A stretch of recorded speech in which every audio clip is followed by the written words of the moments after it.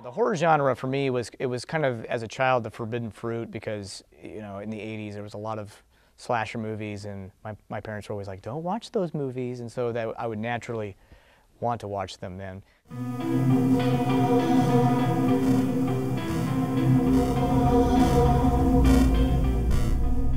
It built this fascination in with horror stories and things like that. So a lot of his storytelling is around that. As it got into junior high and high school, I started using the camera and actually making little short animations and films in high school. Patrick Rea was one of the most driven students that I've ever seen. Coming to KU benefited me in the sense that the big thing was meeting people. I know that a lot of people will say, well, you don't have to go to film school to make films, and I don't agree, because I feel like through film school I was able to really meet with all the people that I've been collaborating with now for about 10 years. And so if I hadn't come to film school, I haven't met those people.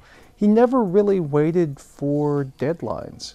I mean, he was a real self-starter. Casino Reality Pictures was formed in 2001.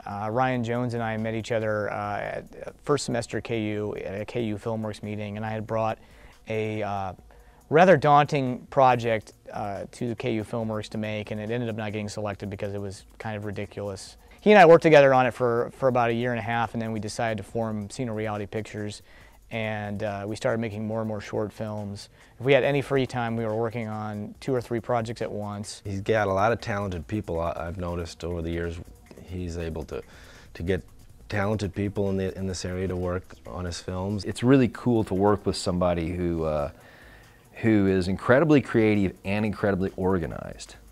That's a rare combination. Patrick puts a great deal of pre-production planning into his films.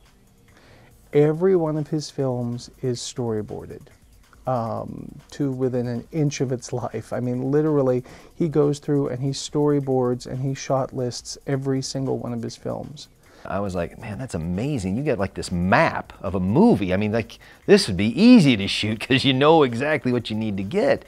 And my experience with Patrick has been that he is the most organized director I've ever worked with. Probably the most organized creative person I've ever worked with. Of all the writing, producing, directing is obviously the one I like the most. And then it would probably be writing, and then producing third. But I typically do all 3. Directing for me is like I can focus on the shots, I can focus on the actors, and it's way more like, at the end of the day, I feel way more, you know, fulfilled by it. Police in Wichita are looking for this man, Mr. Philip Davenport, age 31. He's believed to be at large in the metro area, and he's wanted in connection with the deaths of at least 12 women. So I think there's a buzz that's growing around this area, but the trick is having people stick around and not move away. It's just building a crew base and getting people excited about stuff, and I think that the people around here are still very excited about the idea of making films. I'm not going to end up like them. I'd rather be dead. I measure success by whether or not people react to the film in a positive manner. I think just getting the film made is sometimes feels like it's the best success in the world, because making a movie is so incredibly hard, and I commend anyone who ever tries it. He's learned over the years how to effectively use the festival circuit to raise money and to raise interest in his other film projects. The horror genre lends itself to working in a low budget. While, you know, if you want to make a sci-fi action movie, you got to have a lot of money. With horror, you can do a lot with very little. You know, the horror community has really embraced him, and that for me as a producer, from a marketing standpoint, that makes me feel really warm and fuzzy, because it's like, hey, guess what? There's already kind of this market built in for Patrick's films. We just got to go make it.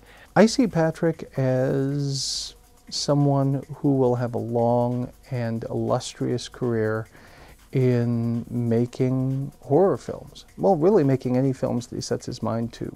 Future projects. Well, I have a film that I'm working on called Rhino, which is not a horror movie. It's a movie, a drama thriller about 2 drug dealers. And so there's this little bit of like tension that builds between them, and it turns into like, escalates into attempted murder, but I won't say much more about the script. You know, we're always entertained by Patrick. He's just one of those dynamic personalities. He's always a mover and shaker and has something going on and a story to tell. You know, and he's not waiting for a ship to come in. I mean, he's actually actively building a ship because he's going sailing somewhere. And you just kind of want to go along for the ride.